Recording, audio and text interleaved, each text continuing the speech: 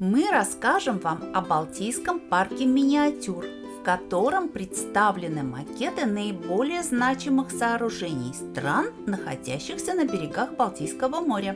И покажем, как некоторые из этих сооружений выглядят в реальности. Канал «Автозакордон зимой и летом» и ваши гиды Константин Красовский, Татьяна 1, Андреева. 2, 3. Мы находимся в Балтийском театре парке миниатюр, чтобы посмотреть все места, которые мы собираемся посетить. Дарья Семенова и Лев Красовский. Мы находимся на севере Польши, совсем близко от Балтийского моря и границы с Германией.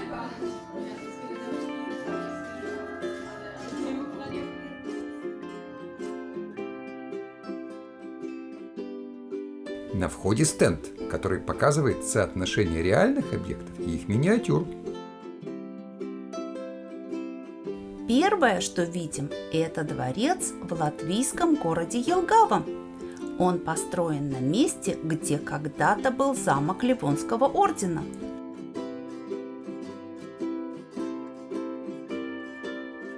Следующий видим кафедральную базилику в Вильнюсе. Говорят, что в этих местах князю Гедиминусу приснился сон, благодаря которому был основан город Вильнюс.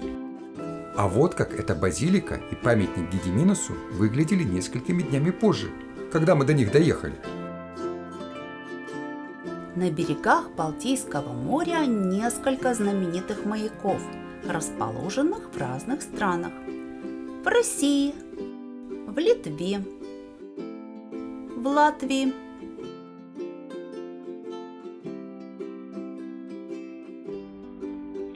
Дом Черноголовых был построен в Риге, и постепенно там были сделаны часы, фигуры Нептуна, Меркурия, других богов. К сожалению, во время Второй мировой войны он был полностью разрушен, но в 90-е годы в независимой Латвии он был тщательно восстановлен. Братство Черноголовых объединяло предпринимателей того времени. Черноголовыми их называли по их покровителю, святому Маврикию, который был чернокожим. Это дворец Кадриорг возле Таллина. Он был воздвигнут Петром I для своей супруги Екатерины. И Кадриорг это вообще означает долина Екатерины. Начали строить его в 1718 году и закончили в 725, уже в год смерти Петра I. Дворец очень тщательно сохраняется, и когда я был в Таллине, я видел, как туда водили экскурсии эстонских школьников. Действительно, это вот в очень хорошем виде сохраняется. Это образец архитектуры 18 века. Обратите внимание, какая детализация. Здесь даже настоящий фонтанчик в том месте, где в парке фонтан. Еще одна миниатюра маяка, который находится в Эстонии. Между представленными объектами показаны также пограничные столбы, чтобы посетители понимали, в какой стране они в данный момент находятся. А это церковь Спаса на Крови в Санкт-Петербурге. О событиях, предшествовавших постройке этого храма, мы рассказывали в нашем фильме о городе Короб в Украине.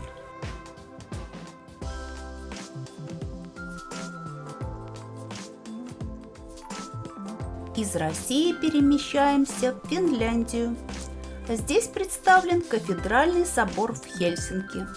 Он, как ни странно, был построен по приказу российского монарха Николая I.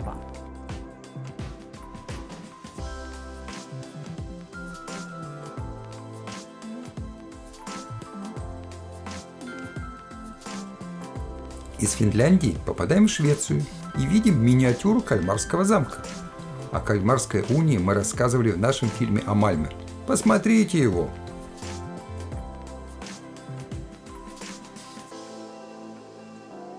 В Швеции находится и маяк Высокий Джон, а также замок Скуклостер. Но мы уже приближаемся к Дании.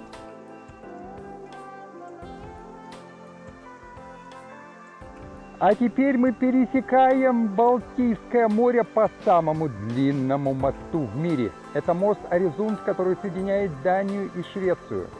Там 8 километров моста, 4 километра искусственный остров и еще 3,5 километра туннеля. В сооружении моста приняли участие не только Швеция и Дания, но почти все европейские страны, включая Лихтенштейн, и вы можете увидеть это на нашем видео из Лихтенштейна. Сейчас по мосту ежедневно ходят поезда, и люди могут жить в Мальме и работать в Копенгагене, ежедневно ездят туда и обратно. Можно пересечь на автомобиле, но проезд по мосту стоит 50 евро, чтобы все средства, которые были вложены в строительство моста, постепенно вернуть.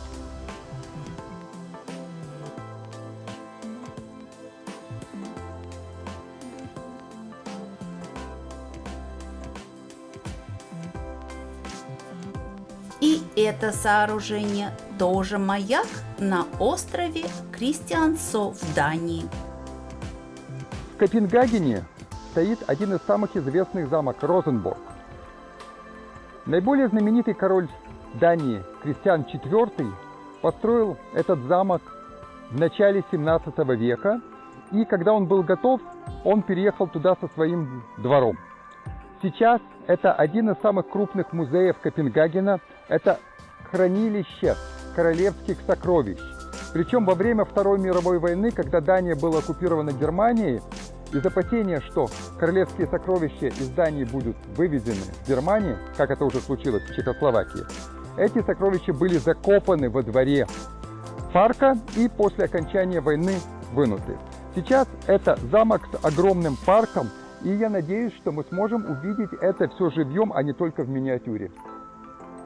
А еще в Копенгагене есть зоопарк с замечательными медведями. Нам же пограничные столбы указывают, что из Дании мы переместились в Германию. Судя по всему, здесь должна быть миниатюра Бундестага, однако почему-то ее изображают в таком недостроенном состоянии. А так выглядит достроенный Бундестаг ночью. И еще в Берлине есть Бранденбургские ворота.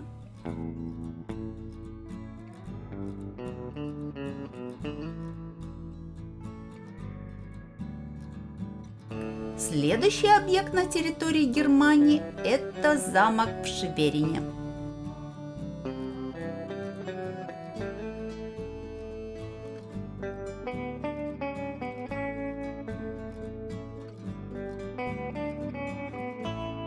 Канал «Автозакордон» зимой и летом в Любеке, но пока в миниатюре. Мы видим здесь Холстинские ворота Любека. Когда Любек стал крупным торговым городом, ему понадобились стены и ворота. И было 3 ворот.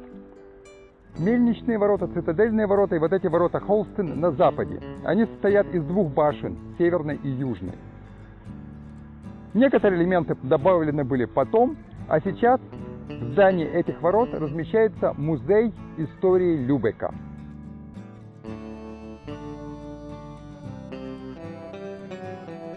Из Германии возвращаемся в Польшу и видим несколько интересных объектов. Например, исторический портовый кран в Гданьске. Вот как он выглядел поздней осенью 2010 года. Еще один интересный объект – это замок Мальборг, принадлежавший Тевтонскому ордену. Так он выглядит летом в миниатюре, а так зимой в натуральную величину. Остатки стен церкви на берегу Балтийского моря в местечке Шенсач, всего километрах в 15 от парка миниатюр. Мы здесь видим самый высокий маяк Балтийского моря. Это маяк города Свиноустья, что в переводе означает «свиная морда». Так город назывался и по-польски, и по-немецки. Маяк был построен в 1854 году. Его свет виден на расстоянии 46 километров. Самая интересная история, связанная с ним, случилась в конце Второй мировой войны. Нацисты приказали смотрителю маяка уничтожить его место работы, взорвать маяк. Но он решил, а что это я буду безработным? И не взорвал. И поэтому маяк сохранился в прежнем виде. Недавно туда были сооружены ступеньки, и каких-то 68 метров вверх, 300 ступенек, и вы можете осмотреть почти все Балтийское море сверху. Следующий объект – это замок князя Померании в Щецине. Самым же привлекательным для юных посетителей является миниатюрное представление целого промышленного горнодобывающего района с железной дорогой, вокзалом, домиками, поездами, автомобилями.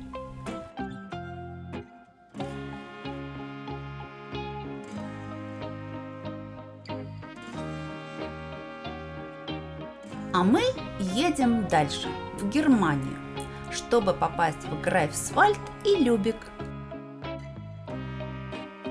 Туда можно попасть либо в объезд через Щецин, либо на пароме. Полезная информация для тех, кто досмотрел до конца. Паром в самом городе Свиноустье предназначен только для местных автомобилей. Для всех остальных действует отдельная паромная переправа, на которую может быть очень длинная очередь.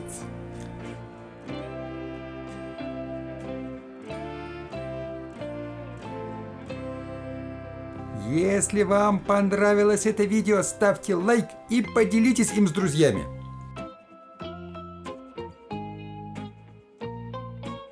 До встречи в следующем городе или стране!